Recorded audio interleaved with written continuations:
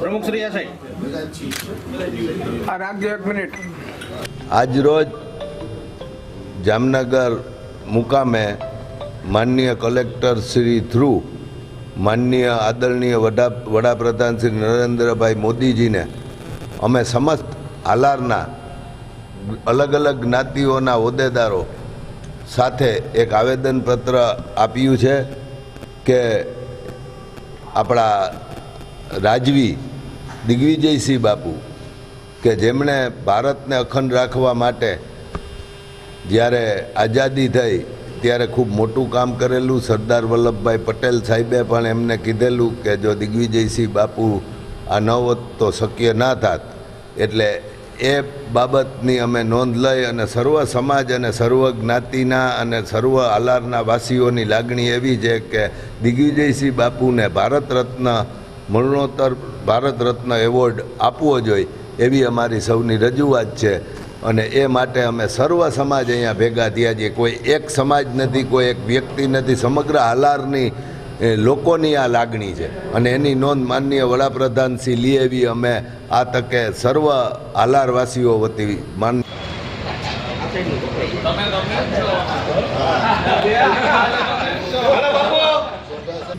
હું ડૉક્ટર પૃથ્વીરાજસિંહ જાડેજા, માળિયા સ્ટેટ. આજે અમે જામનગર કલેક્ટર ખાતે શ્રી જીતુભાઈ લાલ જે દ્વારા જે સમગ્ર જામનગરના સમગ્ર સમાજોને એકત્રિત કરીને રાજપૂત સમાજ પણ આ સાથે જોડાયેલો હતો અને મુદ્દો એ હતો કે જામ સાહેબ દિગ્વિજયસિંહજીને ભારત રત્ન મળે એ માટેની માગણી કરેલી હતી. હવે દિગ્વિજયસિંહજી સાહેબને ભારત રત્ન મળે, ઘણા રજવાડાઓએ દરેક રાજવીઓએ પ્રજા કલ્યાણના કામ કરેલા જ હોય છે, પણ દિગ્વિજયસિંહજી વિશિષ્ટ એ રીતે હતા. એમના 3 જે મુખ્ય કામ છે કે જે 565 રજવાડાઓમાં એમને જે અનોખા એક મહામાનવ બનાવતા હતા. એમાંનું પહેલું કામ જે હતું કે જે એકત્રીકરણનું. સૌરાષ્ટ્રમાં ઘણા રજવાડાઓ હતા, જાડેજા રાજવીઓ ઘણા હતા. એટલે એ વખતે જો દિગ્વિજયસિંહજી સરદાર સાહેબને સપોર્ટ ન કર્યો હોત તો કચ્છ અને સૌરાષ્ટ્રનું એક નોખું રાજ્ય પણ બની શકે એમ હતું. એટલે એકત્રીકરણમાં ભારતને અત્યારનું જે એકત્રિત ભારત છે એમાં સરદાર સાહેબને દિગ્વિજયસિંહે ઘણી મદદ કરેલી અને આપણે એકત્રિત ભારત બની શક્યું. બીજું જે હતું, એમને જે બીજા વિશ્વયુદ્ધ દરમિયાન હિટલરે જે પોલેન્ડ ઉપર આક્રમણ કરેલું અને એના યહૂદીઓને ત્યાંથી તગડી મૂકેલા. આપણે પણ અહીંયા બ્રિટિશનું રાજ હતું અને બ્રિટિશને બીક લાગતી હતી કે આ હિટલર છે એ અહીંયા પણ હુમલો કરી દેશે. છતાં પણ જામ દિગ્વિજયસિંહે 1000 યહૂદીઓને આશ્રય આપેલો.